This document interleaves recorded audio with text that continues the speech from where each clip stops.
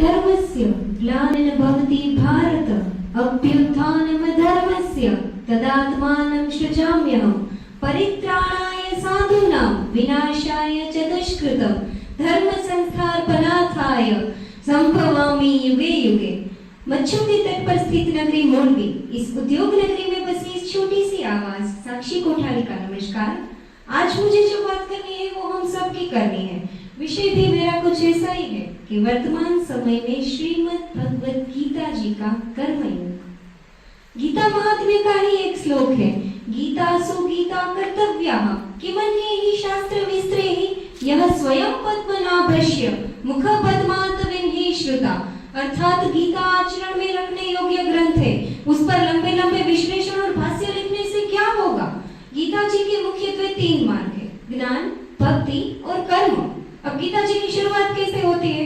महाभारत के युद्ध में अपने सामने अपने परिवारजन, स्नेहीजन, गुरु, पितामह को देखकर अर्जुन के हाथ में से गांडीव गिर गया।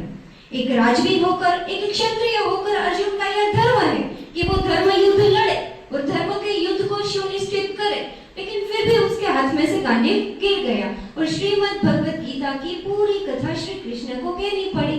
अब अर्जुन ऑलमोस्ट डिप्रेशन की कंडीशन में आ गया था।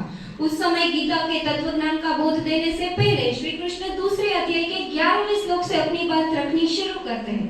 क्षुद्रं हृदय दौर्बल्यम त्यक्त्वा उत्तिष्ठ परन्तप शत्रुओं का संहार करना। तुम अपनी इस हृदय की दुर्बलता को त्यजो और खड़े हो। उसके बाद उसे अपने कर्म का पालन करने का उपदेश देते हैं। यही है श्रीमद् भगवत गीता जी का कर्मयोग। अब वर्तमान समय में हमें हमारे कर्म में से मुक्ति कैसे मिलेगी? क्योंकि वाचिक और मानसिक कर्म तो हम करते ही रहेंगे।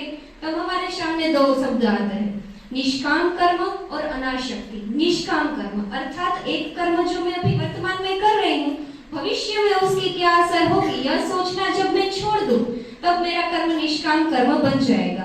अनासक्ति, यह कर्म हमारी आंतरिक जागृति के साथ जुड़ा हुआ है। कोई भी कर्म करने में आसक्ति न रखनी अनासक्त कर्म है। अगर कोई भी कार्य अनासक्ति से और निष्काम भाव से किया जाए तो उसके फल में से खुद ब खुद मुक्ति मिलना तय है। गीता जी का सार हमें यही कहता है कि कुछ पा लेना जीत नहीं और कुछ खो देना हार नहीं, केवल समय का प्रभाव है और परिवर्तन तो समय का स्वभाव है। अब वर्तमान समय में हमारा कर्मयोग कहाँ पर आता है? योगः कर्मसु कौशल्यम। हम हमारे कर्म में कुशलता रखे हमारा कर्म योग की कक्षा पर पहुंच गए। उससे क्या होगा? कर्म के जो भी फल होंगे उसकी बड़ी असर हमारे मानस पट पर नहीं पड़ेगी। खुशी की हो या दुख की हो, कोई भी अनुभूति हम पर हावी नहीं होगी।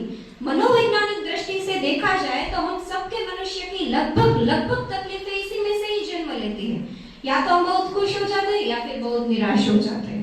मुझे 95% आए, आई एम गोल्ड मेडलिस्ट। 2 कलाक पढ़ाई की थी, 95 आ गए।